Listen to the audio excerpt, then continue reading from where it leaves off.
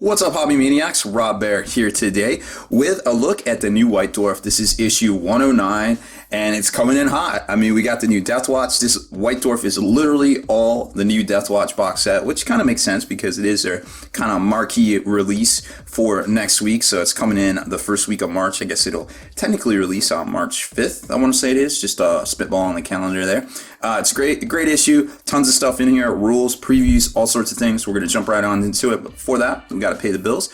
Make sure you stay in the trenches. Click on the Patreon link up on the top left here. Find out how you can get free Deathwatch miniatures until March 1st by becoming a supporter of what we do here and helping keep our videos here on YouTube ad-free for 2016. Make sure you subscribe to this YouTube channel as well. Check out the blog, spikybitsblog.com, and head on over to thelongwar.net. That's the home of the battle reports for exclusive content, early access videos, and more. Become a veteran of the Long War today.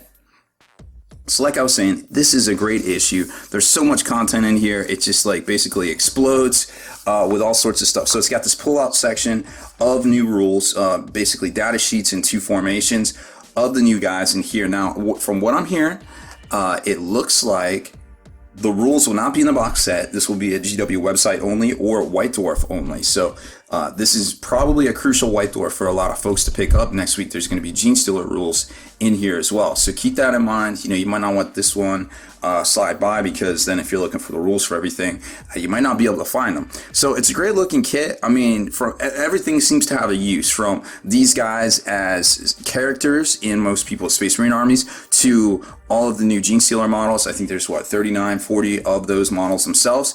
They look great. I mean, you could use them as all sorts of different counts as proxies. Of course, you can use them as themselves. We're not sure how they're going to ally, if they're going to ally with Tyranids, if they're going to ally with Imperial Guard. So that being said, they might have even more uses, you know, by the time we find out more about the whole box set release next week. So, I mean, incredible looking game. Don't know all the specifics on it. I haven't broken it down yet. But when you start looking at this board here, you know, basically this screams, because it's a little bit bigger than the whole Space Hulk board, so I feel like this is basically screaming to me Zone Mortalis. So like if you pick it up, you don't like the game, you get a couple of these boards, you could probably play 30k Zone Mortalis in here. Now granted, you might have a hard time getting Dreadnought bases through here because they are a little bit too small, but you know, you can just fudge that. You can just say, hey, Dreadnought fits, whatever.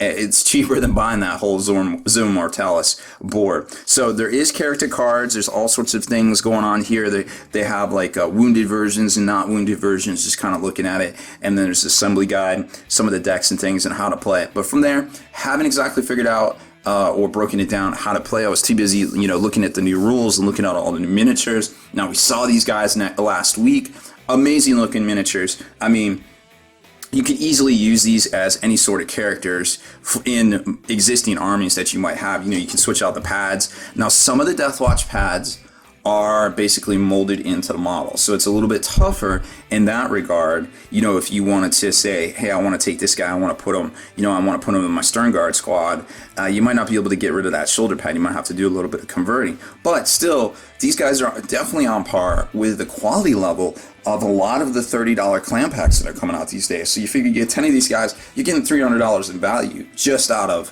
the Space Marines themselves, and that's not even talking all the cool new Genestealer. I mean, you've got all sorts of different Genestealers. They're only putting 2 of the pure strains in there, but then you're getting, you know, the Aberrants, you know, all the special characters, the Primus, the Magus, and of course, the Patriarch himself, which is basically kind of like a modified Broodlord once you start getting, you know, looking at his rules and everything. So then you get in here to the rules section, and there are 6 data sheets in here and 2 formations. Now, to be quite honest, some of the Marine rules are a little lackluster in my opinion. You know, they're not independent characters, and they're a little pricey for what they do, points-wise. But there is a couple of independent characters that you could definitely take in your existing Marine armies. But that being said, you know, at 95 points, pretty much the same as a normal Librarian, but kind of locked into the psychic powers they can take. Like this guy here, the Blood Ravens Librarian, pretty much is locked into Biomancy, right?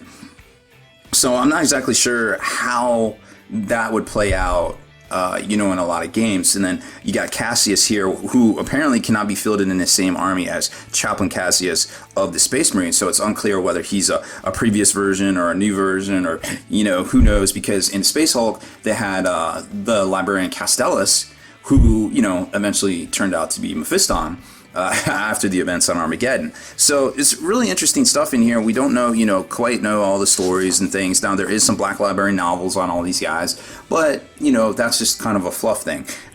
Rules as written in here, they're not exactly as competitive as I think a lot of folks would like, but it's a great bonus that they include rules altogether for these models, because Games Workshop is really on a kick for putting out rules with models. So it's cool to see that, because it gives you that added value. And then here's some preview about the game. I haven't exactly read through it. Now, the retail on the game is $165 US. It goes up from there depending on what country you're in. I think it's 100 pounds, 100 pounds sterling. What was it? 140 euros. So, it kind of gives you an idea of how much all that stuff is going to cost. And if you live in New Zealand or Australia or Canada even, it's a little bit more expensive. There is 2 novels coming out. There's a compilation novel here and some new stuff that basically goes over the events. That's kind of the fluff background of the actual box game. Then there's a great looking paint splatter on Cassius. Basically how to paint all of the Deathwatch, and I'm sure we'll see another one, or we might see the Genestealers next week. And it's kind of cool to see, like, the steels. We've seen that stuff, black armor, we've seen that stuff, gold trim, we've seen that stuff. But basically having it here and having it all together in one handy dandy guide definitely will help out some folks, I feel like, that are trying to paint up their particular army. Because besides this right here, being the Ultramarine shoulder pad, a lot of this is pretty standard throughout the whole army. You can just be like, oh, okay, well, I'm going to do yellow, for my Imperial Fist. Let me go find a yellow paint guide. So they're around. They're definitely not hard to find. Like I said, these tiles look great for Zone Mortalis play.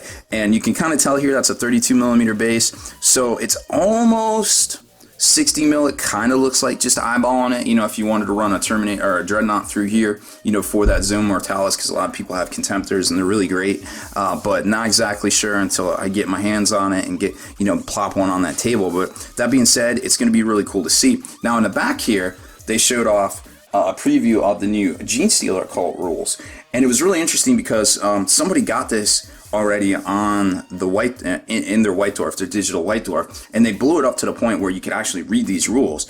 And these guys at 85 points for the squad of 12 is pretty amazing, to be quite honest.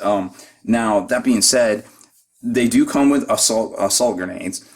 They do have rending claws. They are AP5, not AP3. It's very hard to see. I thought it was AP3 at first, but they are AP5. So basically, these guys are better than most Tyranids out there. And then you got the Primarch, who is pretty good. He comes with stealth. He can roll on telepathy, psychic powers. He's a mastery level 2. So it's really exciting to see these Genestealer rules. Genestealer cult rules are way better than the Marine rules in here, which is kind of something that Tyranids needed. So I imagine we're going to see a lot of these cult models and these, allying in and doing things on the tabletop. So it's going to be great. I can't wait to see it personally, because this is just one of those things that you don't see this stuff very often, but when you do see it, it's poised to have such an impact on the game in general. And it's just such a boon for the hobby, because you can buy it, you can play the mini game, you can play these models in your current armies, because if you play Marines or Tyranids, you can probably use these guys here. So it's just, it's just so exciting to see the kind of the 3-tiered the 3-layer burrito, so to speak, of the hobby. Because and I feel like, and somebody commented, I kind of alluded to EA.